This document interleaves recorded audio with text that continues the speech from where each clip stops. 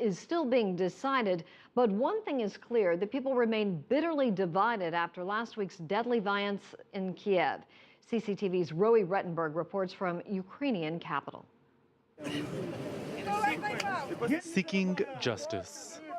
Protesters in Kiev's Independence Square capture two so-called provocateurs they believe are guilty of beating protesters. The captured men plead for forgiveness and pray for the souls of those who died, a public display of their repentance. Observers had feared the spread of vigilante justice following Kiev's deadly week of violence. The opposition says that won't happen.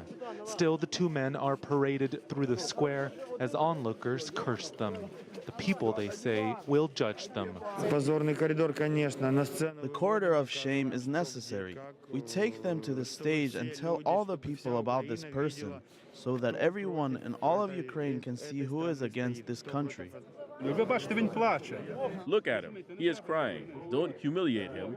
Tell your guys to back off.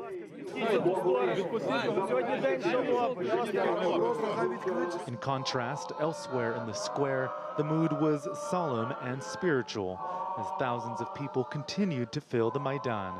This just one day after freed opposition leader Yulia Tymoshenko urged them not to go home. But what role the former prime minister would play in Ukraine's future, in their future, was still unclear. I don't support Yulia Tymoshenko, and I don't think she's the leader of the Maidan.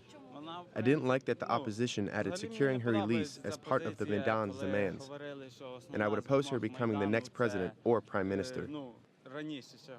That's a common sentiment among this crowd, making it difficult to predict what or who it might actually take to convince them to go home.